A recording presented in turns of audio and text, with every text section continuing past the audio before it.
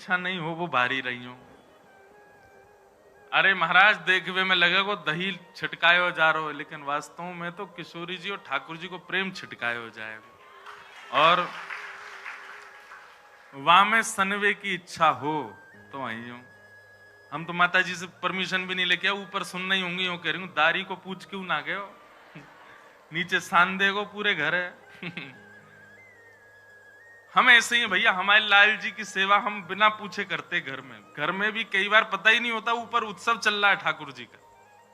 घर वालों को निमंत्रण देते हैं, आ जाओ लाल जी का उत्सव हो रहा है। बोले कब कब में व्यवस्था हो गई, मैंने कह गई बस। तो इस बार श्री किशोरी जी का राधाष्टमी उत्सव, राधा जन्माष्टमी उत्सव मनाएंगे। बंधुओं, शास्त्रों में बड़ी महिमा है किशोरी जी के। पद्म पुराण में तो इतनी सुंदर व्याख्या है किशोरी जी के जन्मोत्सव की। 1000 एकादशी मल्टीप्लाई इनटू 100 कर दो, जितना आएगा इतना फल मिलता है एक राधाष्टमी का व्रत करने से। अब कई लोगों के मन में भाव रहता है कि मेरे मन में भी ऐसा ही भाव रहता है कि भैया उत्सव है ठाकुर जी को जन्माष्टमी को, उत्सव है राधाष्टमी को, तो फिर काय को हम लोग भूखे प्यासे रहें, बढ़िया माल छाने।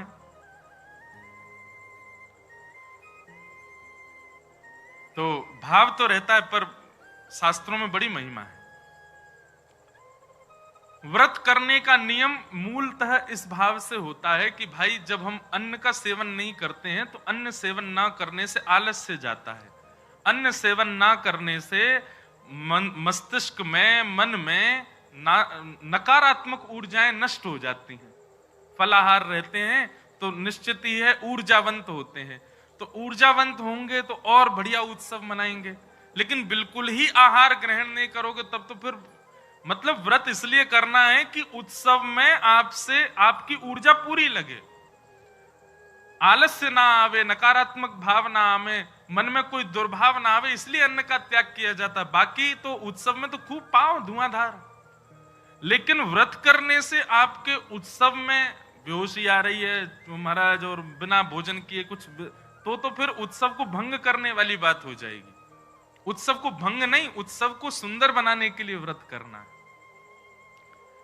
तो राधाष्टमी उत्सव पर इस बार व्रत निश्चित करो, हर बार ही करो। वैसे तो शास्त्रों में दशावतारों में 4 अवतारों के व्रत करने की आज्ञा दी है, रामनवमी और नृसिंह चतुर्दशी, कृष्ण जन्माष्टमी और वामन द्वादशी। लेकिन जब हम रामकृष्ण उपासक हैं तो हमारे भाव में रामकृष्ण दो एक हैं, ये दोनों भी एक हैं, और फिर इनकी आह्लादनी शक्तियां भी एक हैं।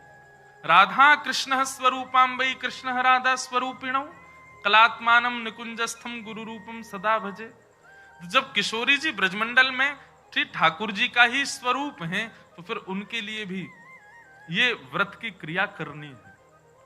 पद्म पुराण में ब्रह्मा जी ने इसका बहुत सुंदर वर्णन किया है कि भैया व्रत निश्चित करना चाहिए, इतना फल मिलता है, इतना फल मिलता है। लेकिन जब भी फल कोई फल बताता है ना कि महाराज जी ये करने से ये फल मिलता है, ये करने से ये फल, मन में एक ही बात आती है, अगर ये करने से ये फल मिलता है, अगर हम इसके बदले फल की कामना ना करके ठाकुर जी की कामना करें तो हमको व्रत इसलिए करना है हमको श्री जी मिले, हमको व्रत इसलिए करना हमको ठाकुर जी मिले। अक्षय तृतीया के दिन लोग दुनिया भर का दान करते हैं, चावलों का दान कर रहे हैं, अन्न का दान कर रहे हैं, स्वर्ण दान कर रहे हैं, चांदी दान कर रहे हैं, जे दान कर रहे हैं, वो दान कर रहे हैं। हमारे मन में भाव आता है कि भैया वादना नाम को दान करो, जो राह में मिल जाए वही से कहो जय श्री कृष्ण, जो राह में मिल जाए वही से कहो राधे राधे, नाम दान करते चलो। बोले क्यों?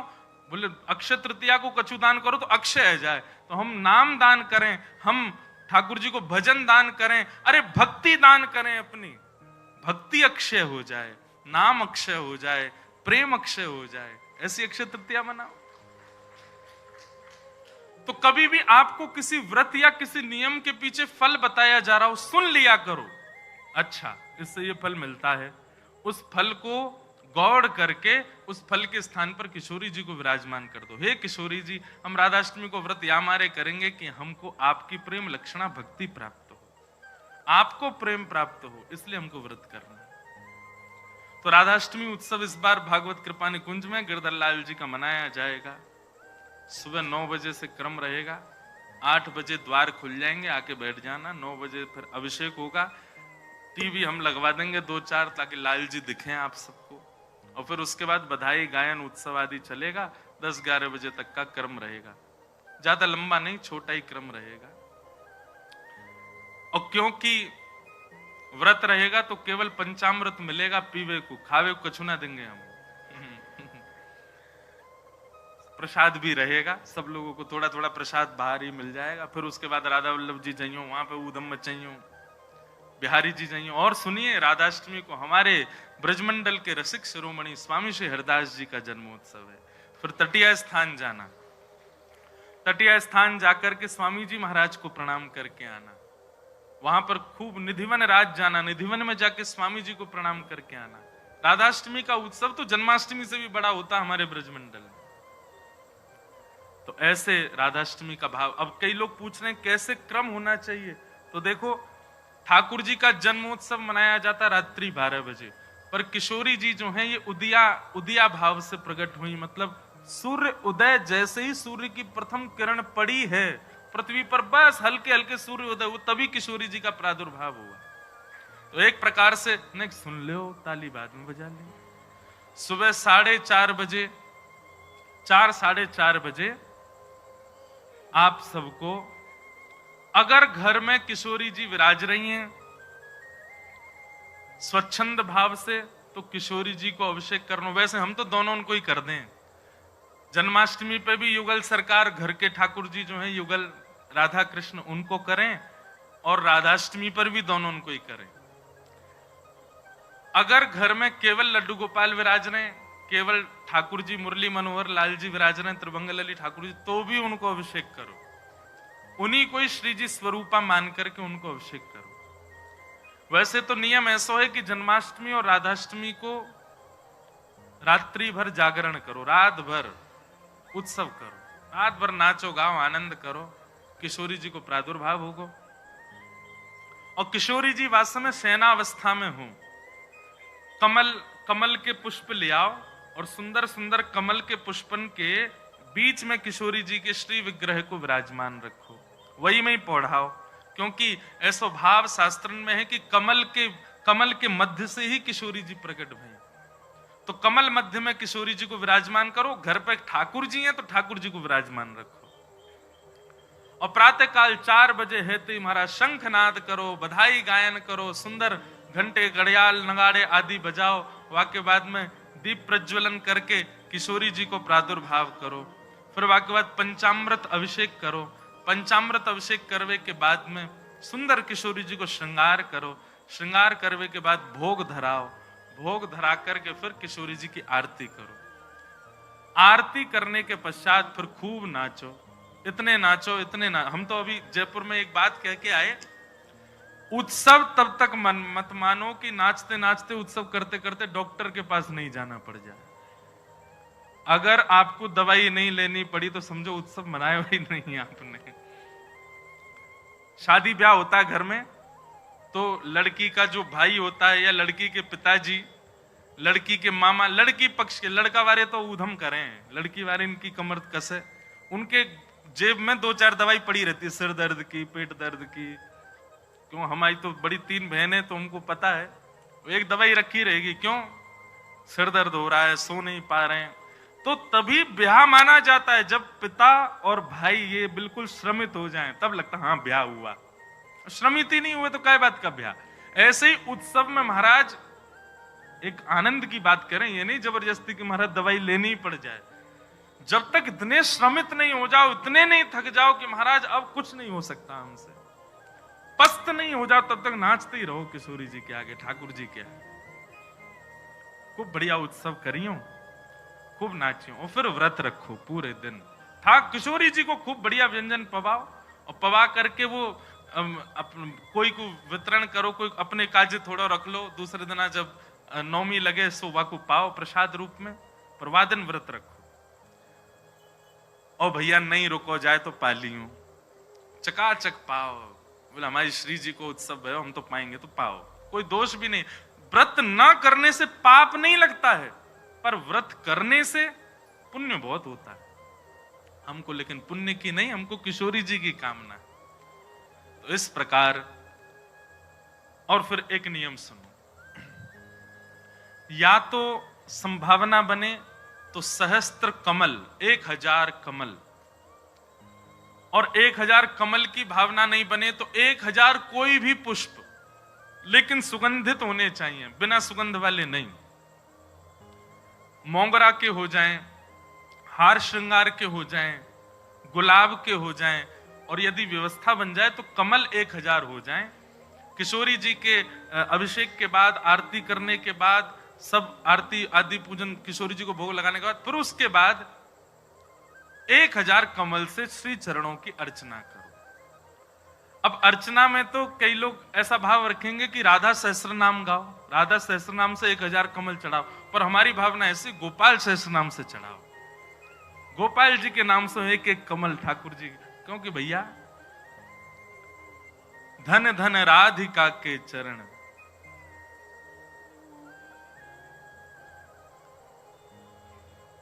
परमानंद दास जी का पद है, उसी पद में कहते हैं श्याम जिनकी शरण।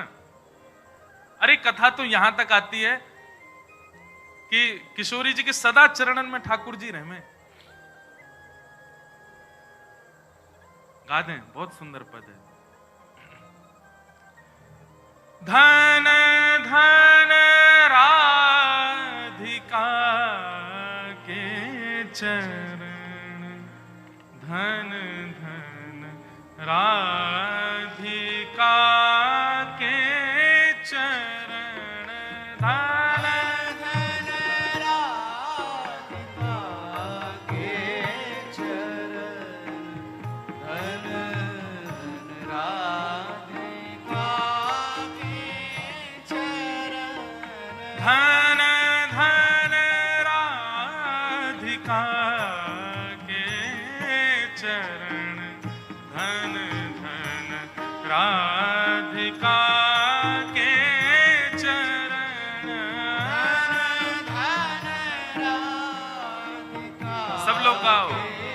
धन धन राधिका के चरण। कैसे हैं चरण? परम शीतल अति कोमल, परम शीतल अति कोमल, परम शीतल अति कोमल, परम शीतल अति कोमल, कमल के सेवरण, धन धन कमल के सेवरण, धन धन कमल के सेवरण, धन धन कमल के सेवरण, धन धन राधिका के चरण, धन धन राधिका के चरण, धन धन राधिका के चरण, बोलो वृषभानु दुलारी की जय।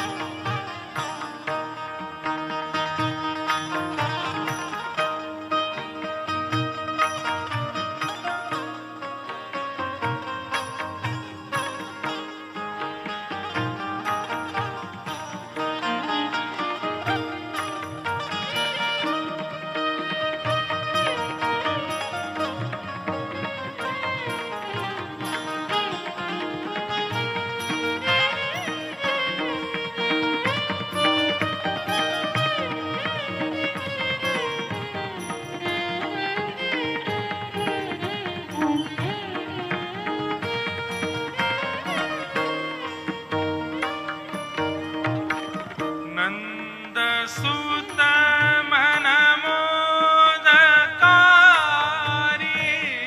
नंद सुत मन मोदकारी,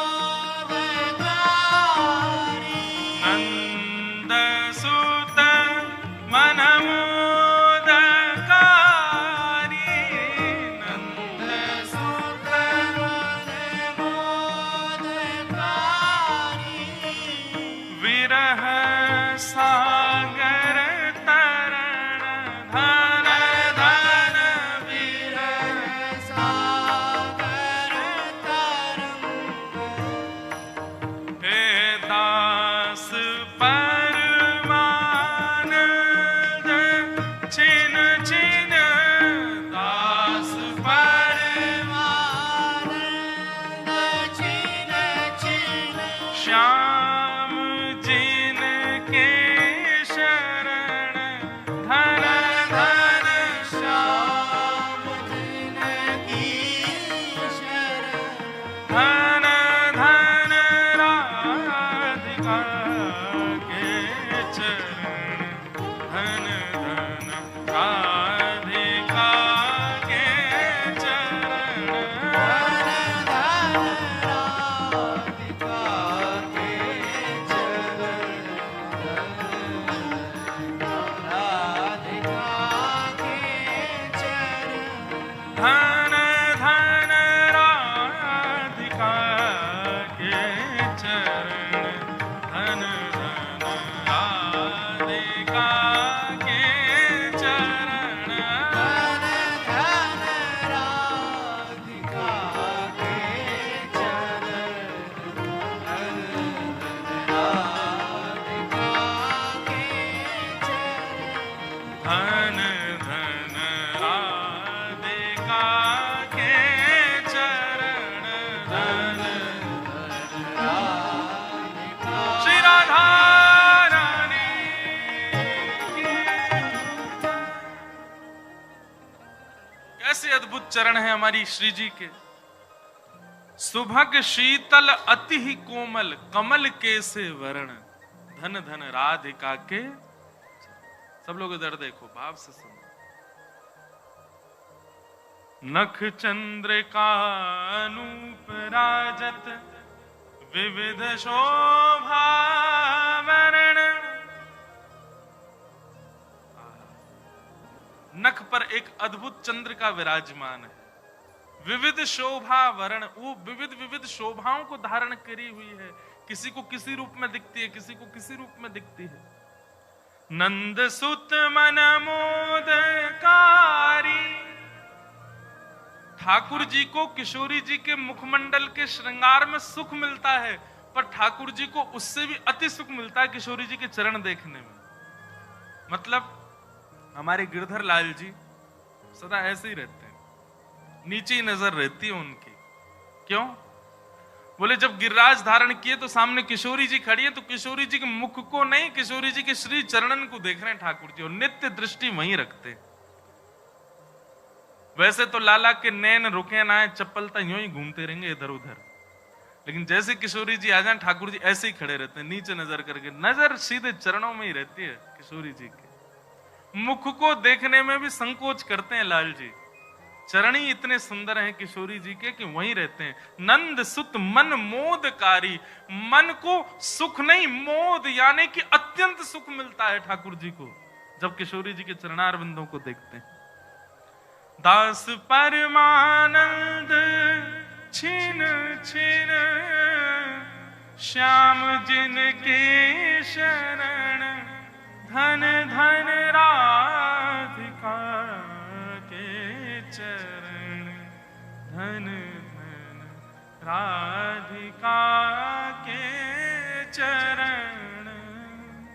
तो किशोरी जी का अभिषेक करने के बाद, भोग लगाने के बाद, आरती करने के बाद सहस्त्र कमलों से गोपाल सहस्त्र नाम पाठ करके किशोरी जी को चढ़ा।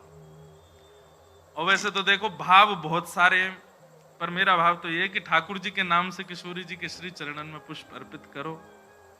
पर यदि राधा सहस्त्र नाम से भी करोगे तो कोई दोष नहीं, बल्कि किशोरी जी तो सब सखियों से कहती रहती हैं बोले कि हमारे बीच में रहो तो राधा राधा नाम उच्चारण करते रहा करो। तो ललिता जी ने एक बार पूछी, बोले हे श्यामाजू, आपके निकुंज में बैठ करके राधा राधा क्यों बोले?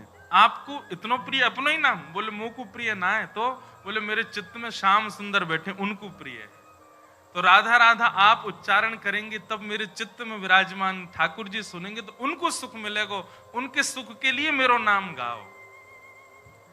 तो यदि राधा सहस्त्र नाम से भी अर्चना करो तो भी ठाकुर जी प्रसन्न होंगे, और गोपाल सहस्त्र नाम से करो तो श्री जी प्रसन्न होंगे। तो दोनों भाव से आपको जो बढ़िया लगे। और कई भगत तो ऐसे भी यहाँ बैठे हैं, वो तो 2000 कमल लाएंगे, पहले राधा सहस्त्र नाम फिर गोपाल सहस्त्र नाम, दोनों उनको प्रसन्न कर देंगे। तो इस प्रकार किशोरी जी का भाव रखना और फिर पूरे दिन बढ़िया उत्सव मनाना। यहीं आ जाना 9 बजे, फिर राधा वल्लभ जी जाना, तटीय स्थान जाना, पूरे दिना ब्रजमंडल को ही रखियो वादना। तो ब्रज तज और कोई भावना चित्त में आवे ही नहीं। ऐसा भाव किशोरी जी के जन्मोत्सव पर रखिएगा। आप सब लोग खूब भाव से राधाष्टमी जन। और एक बात तो मैं भूल ही गया, हाँ, दान जरूर करना। ब्राह्मणों को बुला करके, घर में कुछ संत जनों को बुला करके, स्वयं मत पाना पकवान, उनको पवाना, उनको खूब दान दक्षिणा देना। काय बात की? बोले बधाई है, हमारी लाडली जी प्रकट भई है, वाकई बधाई बांटते रहो। नहीं तो कछु नहीं चले तो 10-10 की गड्डी ले लियो और पूरे टम्पू और रक्सान में घूमते सबन को बांटते चलो, लो भैया हमारी लाडली जू की बधाई। अरे उत्साह, ये तो मैं बता रहा हूं मंच से, ये बताने वाली बात नहीं, आपके मन में अपने आप आनी चाहिए ये सब बातें। हमारी लाडली जी प्रकट भैया, हम कहा करें आज।